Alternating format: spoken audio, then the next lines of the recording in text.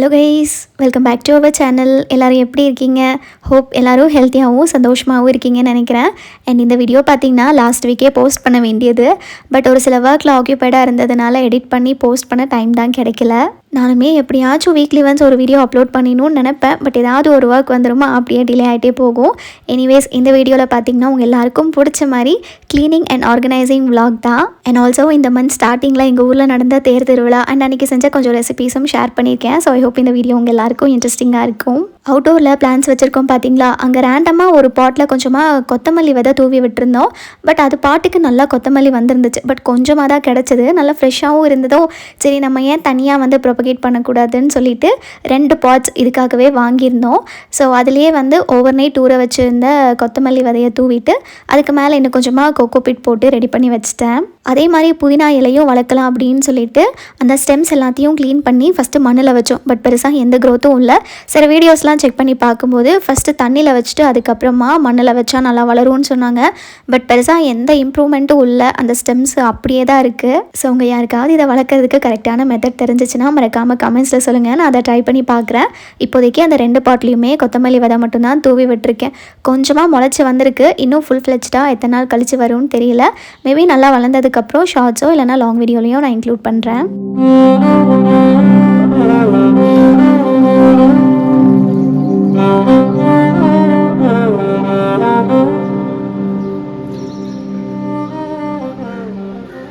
அதை முடிச்சுட்டு வெளியே வச்சுருக்கிற எல்லா செடிக்கும் கொஞ்சம் கொஞ்சமாக கோகோபேட் மட்டும் ஆட் பண்ணி விட்டுட்டேன்.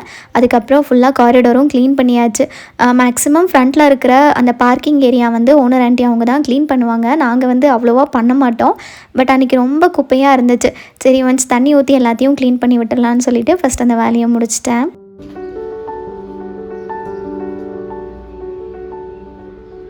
ரீசெண்ட் டைம்ஸில் என்னோடய ஸ்கின் நோட்டீஸ் பண்ணியிருந்தீங்கன்னா தெரிஞ்சிருக்கும். ஆக்னிஸ்னால காசான டார்க் ஸ்பாட்ஸ் ரெடியூஸ் ஆனது விசிபிளாக தெரியுது. ஸோ நான் யூஸ் பண்ணது பார்த்தீங்கன்னா a product I trust and have used for years.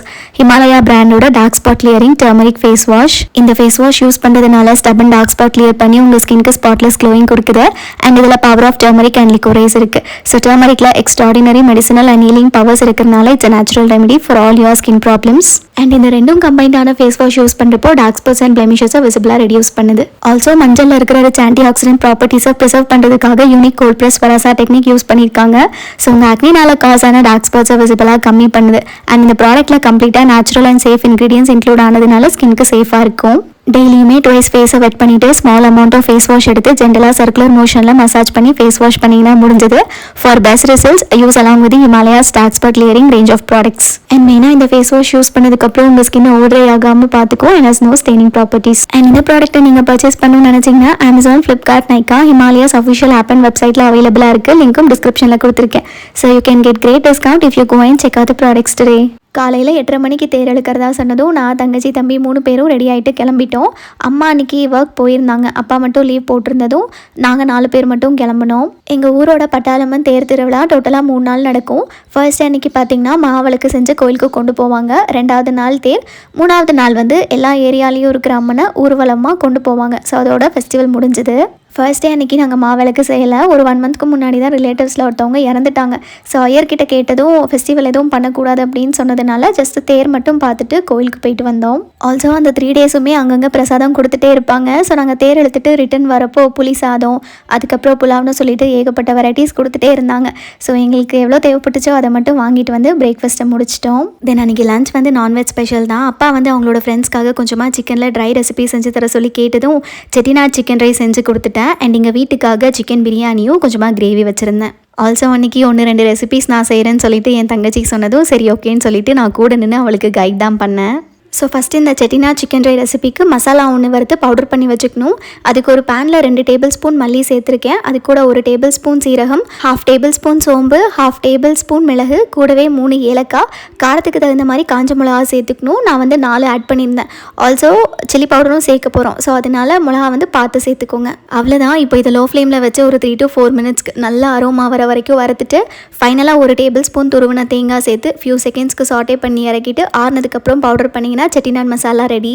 இப்போ என்ன நல்லா சூடானது கொஞ்சமாக கருவேப்பிலை குட்டி குட்டியாக கட் பண்ண சின்ன வெங்காயம் ஆட் பண்ணிவிட்டு கொஞ்சம் நேரத்துக்கு நல்லா வதக்கி முடிச்சதுக்கப்புறமா 1.5 டேபிள் ஸ்பூன் இஞ்சி பூண்டு பேஸ்ட் ஆட் பண்ணியிருக்கேன்.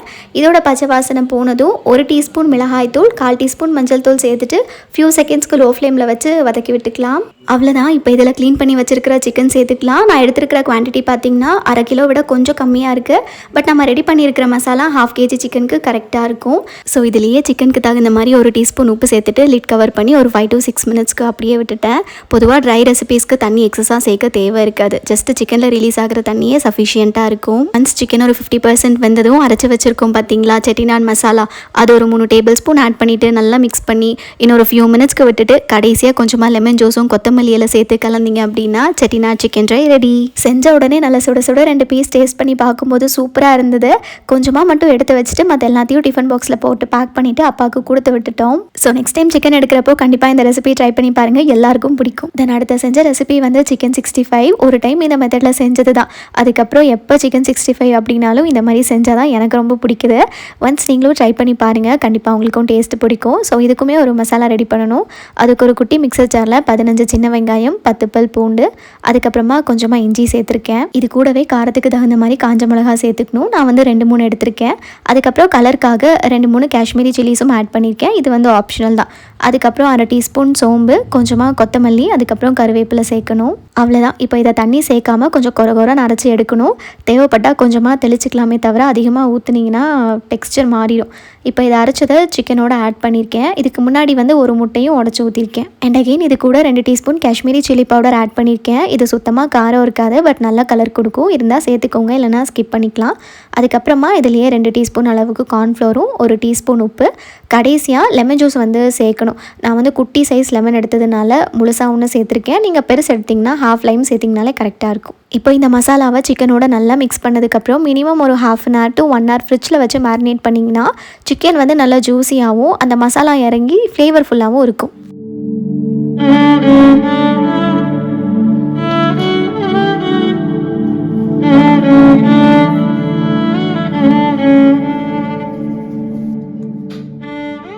அன்றைக்கி 2 பேரும் சேர்ந்து சமைச்சதுனாலையும் என்னென்னு தெரியல, ஆல்மோஸ்ட் 2 hours எல்லா வேலையுமே முடிச்சிட்டோம். ஸோ என்னென்ன செஞ்சோன்னு பார்த்தீங்கன்னா சிக்கன் பிரியாணி குக்கரில் இல்லாமல் இந்த பாட்டில் செஞ்சுருந்தோம். அதுக்கப்புறமா கொஞ்சமாக சிக்கன் கிரேவி வச்சுருந்துச்சு. எதுவுமே அரைச்சி சேர்க்கலை, ஜஸ்ட் இந்த மசாலா பவுடர்ஸ் தான். அதுக்கப்புறம் கொஞ்சமாக ரசம், ரைஸ். ஃபஸ்ட்டு செஞ்ச அந்த செட்டிநாடு சிக்கன் ட்ரை வந்து அப்பா கொண்டுட்டு போயிட்டாரு. ஸோ கொஞ்சமாக மட்டும் எங்களுக்கு இருந்துச்சு. சாப்பிட்டு முடிச்சதுக்கப்புறம் ஒரு 2 hours என்னமோ ரெஸ்ட் எடுத்துருப்போம். அதுக்கப்புறம் எல்லோரும் சூப்பராக ரெடி ஆகிட்டு திருவிழாவுக்கு கிளம்பிட்டோம். அங்கே நிறைய கடை போட்டிருப்பாங்க கோயில் சுற்றியும். ஸோ அந்த கடைலாம் சுற்றி பார்த்துட்டு ராட்னம்லாம் விளையாடிட்டு வரலான்னு சொல்லிட்டு ஈவினிங் ஒரு 5:30, 6க்கு கிளம்பணும். அண்ட் அன்றைக்கி நிறைய பேர் அவுட்ஃபிட் டீட்டெயில்ஸும் கேட்டிருந்தீங்க. நான் வியர் பண்ணது பார்த்திங்கன்னா சாரீ எடுத்து ஸ்டிச் பண்ணது ஸ்கை டிசைனர்ஸ் இன்ஸ்டாகிராம் பேஜ்லேருந்து தான் எனக்கு கஸ்டமைஸ் பண்ணி அனுப்பியிருந்தாங்க. அண்ட் தங்கச்சி போட்டிருந்தது வந்து ஃப்ரம் நாச்சியார்ஸ். அண்ட் காலையில் தேர் இழுக்கிறதுக்கு போனப்போ கூட்டம் இருந்துச்சு. பட் ஈவினிங் வந்து அப்படியே டபுளாக இருந்தாங்க. கொஞ்சம் கூட கால் எடுத்து வைக்க முடியாத அளவுக்கு கூட்டமாக இருந்தது. 1 மணிக்கு ஆஃப்டர்நூன் எடுத்து அகெயின் கோவில் ஃபுல்லாக சுற்றிட்டு எங்கே ஸ்டார்ட் பண்ணமோ அந்த இடத்துல கொண்டு வந்து ஃபைனலாக நிப்பாட்டிடுவாங்க. ஸோ அப்படியே அதை பார்த்து முடிச்சுட்டு நெக்ஸ்ட் விண்டோ ஷாப்பிங்காக கிளம்பிட்டோம். சுற்றி என்ன கடை பார்த்தாலுமே ஆல்ரெடி நம்மக்கிட்ட இருக்கிற பொருளாக தான் இருந்தது. ஸோ அதனால் பெருசாக எந்த திங்ஸும் வாங்கலை. பட் இந்த அச்சு வைக்கிற கடை பார்த்த உடனே வைக்கணும்னு சொல்லி ஆசையாக இருந்தது. ஸோ அதனால் ஆளாளுக்கு ஒரு பூ மட்டும் வச்சுக்கிட்டோம். பட் ஸ்மெல் வந்து முன்னாடி இருந்தது பயங்கரமாக இருக்கும். பட் இப்போ ஏதோ பெயிண்ட் ஸ்மெல் மாதிரி தான் இருந்துச்சு. அவ்வளோதான். இதுக்கு மேலே சுற்றி பார்க்கறதுக்கு ஒன்றும் இல்லைன்னு சொல்லிட்டு நாங்கள் நேராக விளையாடுற இடத்துக்கு போயிட்டோம். இங்கே வந்து பார்த்திங்கன்னா ஜெயிண்ட் வீல், கொலம்பஸ், அதுக்கப்புறம் சின்ன பசங்க விளையாடுற மாதிரி 2-3 கேம் வச்சுருந்தாங்க. நாங்கள் வந்து ஜஸ்ட் இந்த ஜெயிண்ட் வீல் மட்டும்தான் போனோம். இந்த ராட்னம் சுற்றுறதுக்கு கரெக்டாக சன்செட் டைமுக்கு போகணுன்னு வச்சுக்கோங்களேன். அந்த சுற்றி இருக்கிற வியூலாம் பார்க்குறதுக்கே சூப்பராக இருக்கும். ஸோ நாங்களும் அன்றைக்கி கரெக்டாக கோல்டன் ஹாரில் தான் போனோம். ஸோ அப்படியே சுற்றும் போது அந்த என்டையர் வியூ பார்க்கவே செம சூப்பராக இருந்துச்சு. இதில் போகிறப்போ சுத்தமாக பயம் இருக்காது. ஆனால் சும்மா கத்துறதுக்கே ஒரு மாதிரி நல்லா இருக்கும். அதுவும் மேலேருந்து டவுன் இறங்கும்போது வயிற்றுக்குள்ளே பட்டர்ஃப்ளைஸாக தான் இருக்கும். தென் இதை முடிச்சுட்டு கீழே இறங்கும் போதே அப்பா தொடர்ந்து கால் பண்ணிகிட்டே இருந்தாங்க. சேர் வந்து முடிய போகுது, சீக்கிரம் வந்து இடத்த பிடிங்கன்னு சொல்லிட்டு. ஆர்கெஸ்ட்ரா வந்து பஸ் ஸ்டாண்டில் தான் நடக்கும்.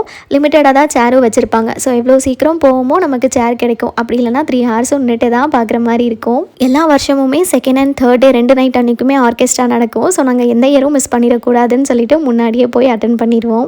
அண்ட் ரிட்டன் வீட்டுக்கு போகிறப்போ 1-2 திங்ஸ் மட்டும் வாங்கிட்டு போனோம்.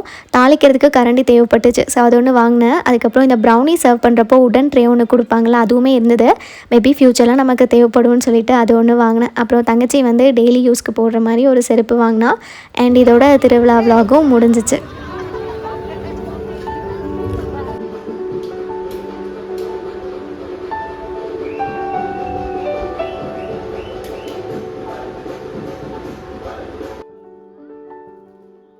அப்படியே இந்த விலாக் பார்த்திங்கன்னா ஒரு 1 வீக் கழிச்சு கண்டினியூ ஆகுது.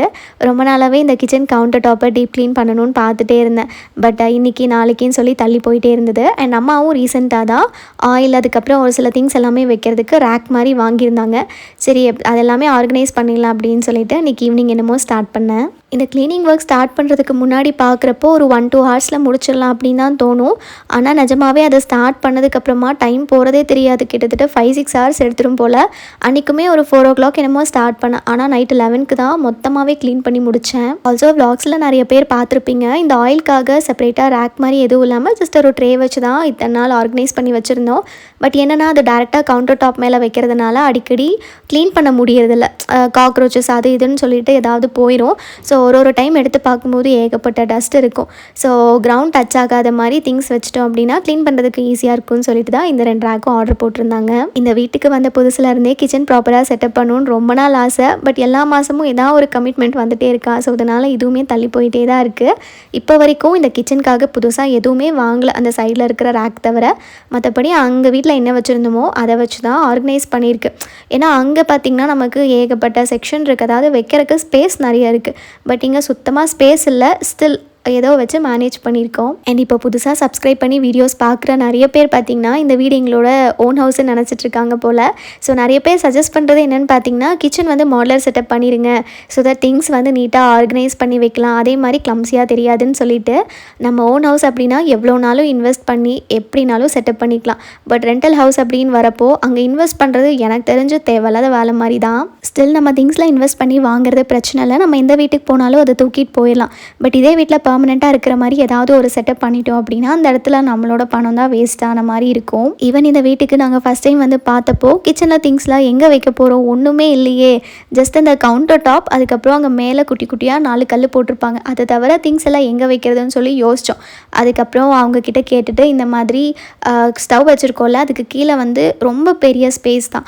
பட் அதுக்கு இடையில வந்து நாங்கள் பார்ட்டிஷன் பண்ணிக்கிறோம் அப்படின்னு சொல்லிட்டு நாங்களாக தனியாக கடப்பாக்கல் வாங்கி அந்த இடத்துல வச்சோம். அதுக்கு மொத்தமாக 2.5K என்னமோ செலவாச்சு. பட் அது ஒன்று மட்டும் இல்லாமல் இருந்துச்சுன்னு வச்சுக்கோங்களேன், இன்னும் 2-3 ஸ்டாண்டு எக்ஸ்ட்ராவாக வாங்கி வைக்கிற மாதிரி தான் இருந்திருக்கும். ஸ்பேஸ் இருந்தால் கூட பிரச்சனை இல்லை, நம்ம வாங்கி வைக்கலாம். பட் ஆல்ரெடி கிச்சன் வந்து குட்டி தான்.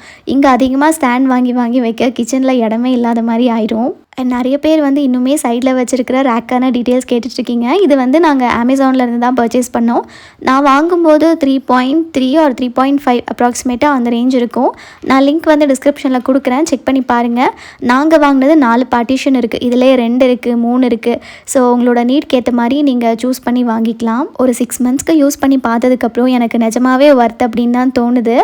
ஆக்சுவலி டெலிவர் பண்ணுறப்போ என்னென்னா அங்கங்கே கொஞ்சம் டேமேஜஸ் இருக்க தான் செய்யுது. அதாவது சைடில் இருக்குல்ல, அது வந்து கம்ப்ளீட்டாக மெட்டல்.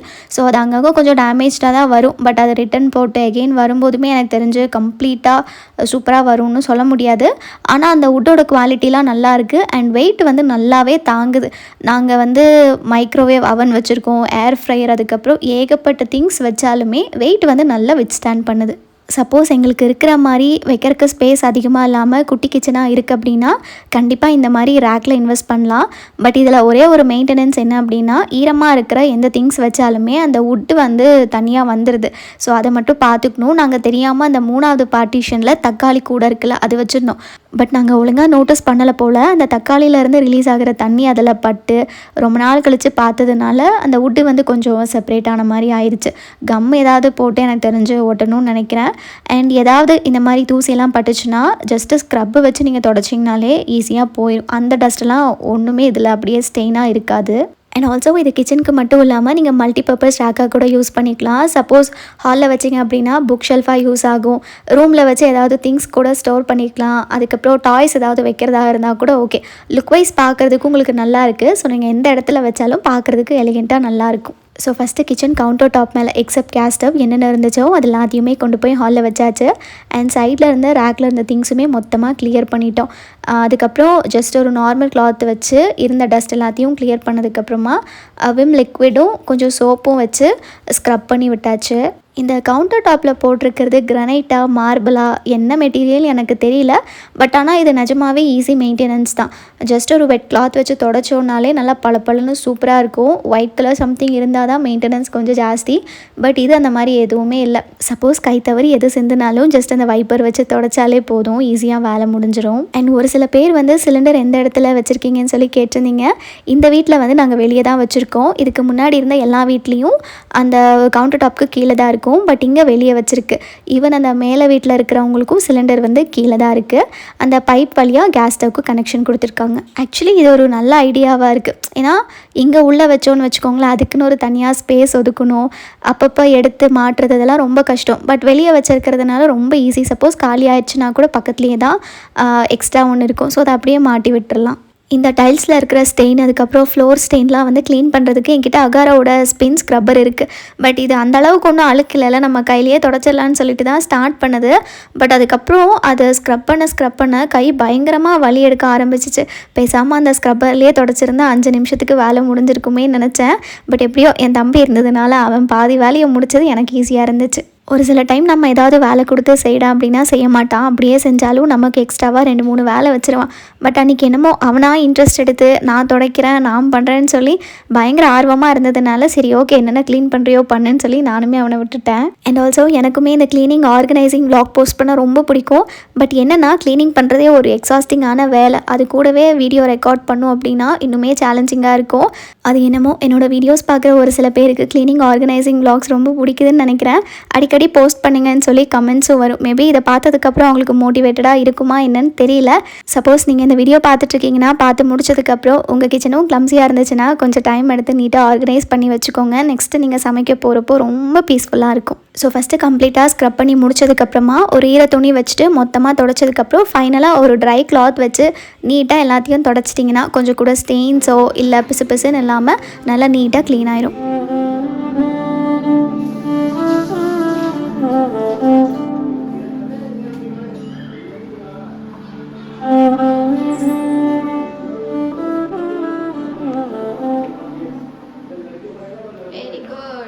இந்த ரேக்கோட ஸ்டாண்டில் ஒயிட் கலர் பெயிண்ட் அடித்ததுனால தூசி வந்து அப்படியே தெரியும். ஸோ லைட்டாக ஸ்க்ரப் பண்ணிவிட்டு ஒரு ஈர துணி வச்சு தொடச்சிட்டோன்னா ஒரு அழுக்கும் தெரியாது, நீட்டாகவே இருக்கும். அண்ட் அந்த உடன் பிளேட்ஸ் இருக்குல்ல அதுவுமே ஜஸ்ட்டு நீங்கள் வெட் கிளாத் வச்சு தொடச்சாலே போயிடும். ஆக்சுவலி இந்த ரேக் ரிசீவ் ஆகும்போதே அங்கங்கே அந்த ஒயிட் பெயிண்ட்டை காணும், ரிமூவ் ஆயிடுச்சு போல். சரி இன்னும் கொஞ்ச நாள் யூஸ் பண்ணிவிட்டு அதுக்கப்புறமா வேணால் ஒயிட் பெயிண்ட் வாங்கி அடிச்சிக்கலான்னு சொல்லிட்டு அப்படியே விட்டுருக்கு. வீடியோஸில் தெரியாது, பட் அப்படியே பார்க்கும்போது அங்கங்கே அந்த பெயிண்ட் ரிமூவ் ஆனது நல்லாவே தெரியும். அவ்வளோதான், இந்த ரேக்கை மறுபடியும் புதுசாக மாற்றியாச்சு. அண்ட் இந்த ரேக் வைக்கிற கார்னர் இடத்துலையும் பார்த்திங்கன்னா கீழே வந்து நம்ம கூட்ட முடியாது. ஸோ டஸ்ட்டு வந்து அப்படியே தான் இருக்கும். ஸோ அதுவுமே மொத்தமாக க்ளீன் பண்ணிவிட்டு கவுண்டர் டாப்பும் நல்லா பளபளன்னு ஆக்கிட்டேன். ஸோ இந்த கவுண்டர் டாப்போட கார்னரில் ஃபஸ்ட்டு வந்து ஏர் ஃப்ரையர் வச்சுருந்தோம். பட் இப்போ தான் இந்த மைக்ரோவேவ் அவன் வந்து சரி பண்ணி வாங்கிட்டு வந்திருக்கு. ஸோ இதை கொஞ்சம் நாளைக்கு யூஸ் பண்ணுவோம் அப்படின்னு சொல்லிட்டு இது வந்து அந்த கார்னரில் வைக்க போகிறேன். இதுக்கு மேலேயும் அங்கங்கே கொஞ்சமாக டஸ்ட் இருந்ததும் அதையும் தொடச்சி வச்சிட்டேன். இந்த அவனை வாங்கினதுக்கப்புறம் ஒரு 4 டைம் என்னமோ தான் யூஸ் பண்ணியிருப்போம். பட் அதுக்குள்ளே காயில் போயிடுச்சுன்னு சொன்னாங்க. ஸோ அகெயின் ஒரு 1500 என்னமோ செலவு பண்ணி ரெடி பண்ணியிருக்கு. இதுக்கப்புறம் ஏதாவது பேக்கிங் ட்ரை பண்ணி பார்த்தா எப்படி இருக்குன்னு தெரிய வரும். ஸோ அப்படியே அதுக்கு பக்கத்தில் வந்து இண்டக்ஷன் ஸ்டவ் வச்சாச்சு. அதிகமாக இண்டக்ஷன் வந்து யூஸ் பண்ணுவோம் பால் காய்ச்சறதுக்கு, அதுக்கப்புறம் சாப்பாடு வைக்கிறதுக்குன்னு சொல்லிட்டு.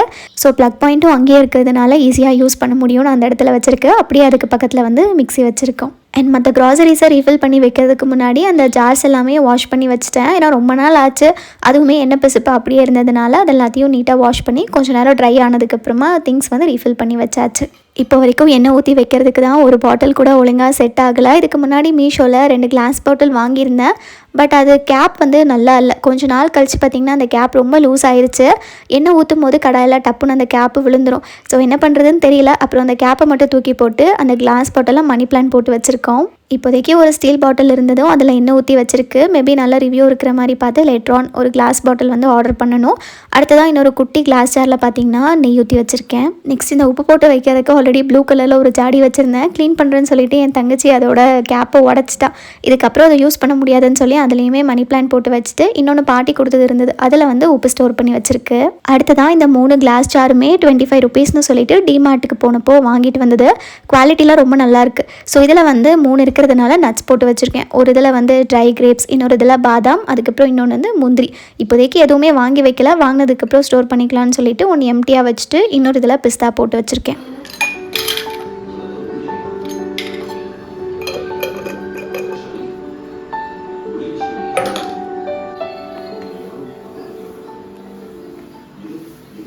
தென் இந்த செட் ஆஃப் 2 வர மாதிரி கிளாஸ் ஜார் அம்மா தான் மீஷோவில் ஆர்டர் பண்ணி வாங்கி வச்சுருந்தாங்க.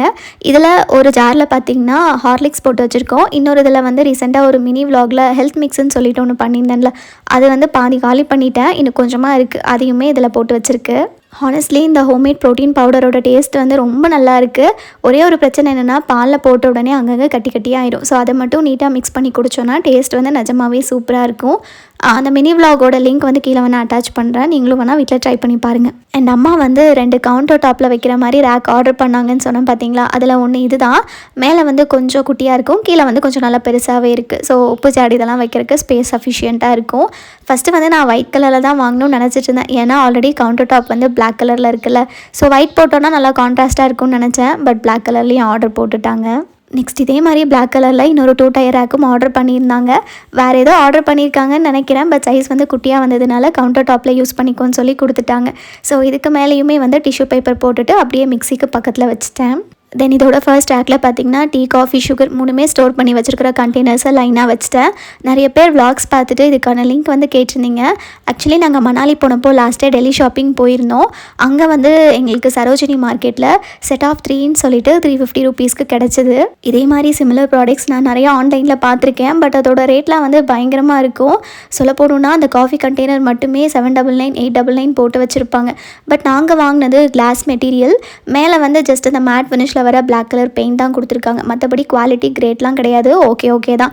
சம்டைம்ஸ் அந்த லாக் வந்து ஒழுங்காக இருக்காது, அதை ப்ராப்பராக லாக் பண்ணுறதுக்குள்ளே டைட்டாக அமுத்தி வச்சு போடுற மாதிரி இருக்கும். தென் அந்த கண்டெய்னர்ஸ் வச்ச இடத்துலையே குட்டியாக ஒரு மணி பிளான்ட்டும், தென் அது கீழே இருக்கிற ரேக்கில் வந்து ஹெல்த் மிக்ஸு, அதுக்கப்புறம் ஹார்லிக்ஸு, சைட்லேயே வந்து ட்ரை ஃப்ரூட்ஸ் போட்டு வச்சுருக்கிற எல்லா ஜாரும் வச்சாச்சு.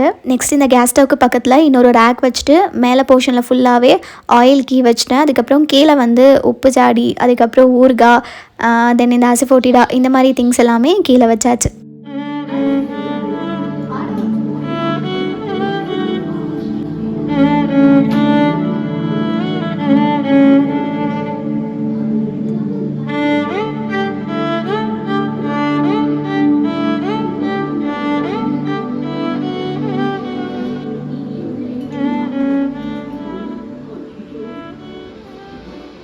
இந்த கேஸ் ஸ்டவ்க்கு கனெக்ட் பண்ணுற ஒயர் மட்டும் தான் ஒரு மாதிரி ஆடாக இருக்குது, மற்றபடி அந்த பிளேஸ் வந்து ஓகே தான். தென் இந்த கார்னர் ரேக் பார்த்திங்கன்னா இந்த டைம் கொஞ்சம் நீட்டாக ஆர்கனைஸ் பண்ணி வைக்கலாம் அப்படின்னு சொல்லிட்டு மேக்ஸிமம் அதில் இருந்த திங்ஸ் எல்லாத்தையுமே டீக்ளட்டர் பண்ணிட்டோம். ஃபஸ்ட் இந்த ஏர் ஃப்ரையரை 2வது பார்ட்டிஷனில் வச்சுட்டேன். கரெக்டாக இந்த ஏர் ஃப்ரையர் உள்ளே போகிற அளவுக்கு தான் அந்த ஸ்பேஸும் இருக்கும். ஸோ அப்படியே அதை வந்து அந்த சைடில் வச்சுட்டு அதுக்கு மேலே போர்ஷனில் வந்து பார்த்திங்கன்னா ஃபஸ்ட்டு முன்னாடி சைடில் வச்சுருந்த அந்த செராமிக் கப்ஸ் ஹோல்டர் இருக்குல்ல, அந்த 2மே இந்த டைம் மேலே வச்சுட்டேன்.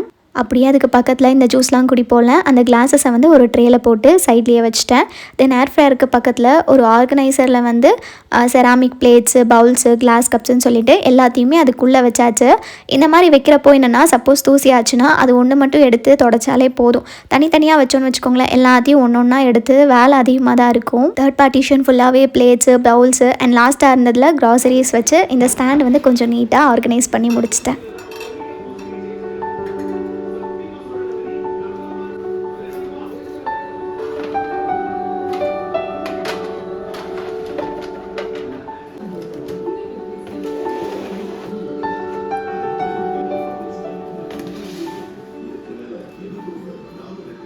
கடைசியாக இருந்த எல்லா கிளாஸ் பாட்டிலையும் ஒரு மணி பிளான்ட்டை போட்டு வச்சாச்சு.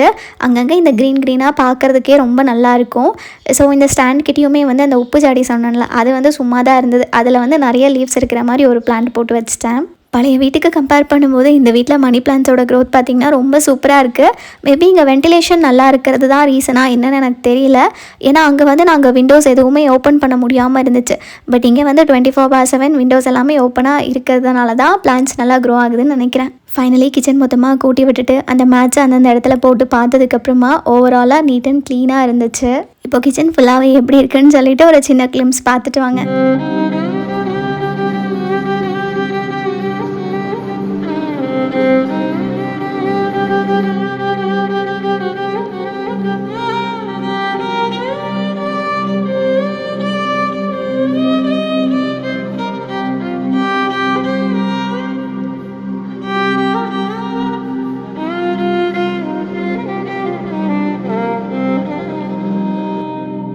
அவ்வளோதான், இந்த விலாக் இதோட முடிக்க வேண்டிய டைம் வந்தாச்சு. கண்டிப்பாக அவங்க எல்லாருக்கும் இந்த ஆர்கனைசேஷன் பிடிச்சிருக்குன்னு நினைக்கிறேன். அப்படி பிடிச்சிருந்தா மறக்காமல் கமெண்ட்ஸில் சொல்லுங்கள். அண்ட் இன்னொரு இன்ட்ரெஸ்டிங்கான வீடியோவில் உங்கள் எல்லாரையும் மீட் பண்ணுறேன். அது வரைக்கும் டேக் கேர், பாய்.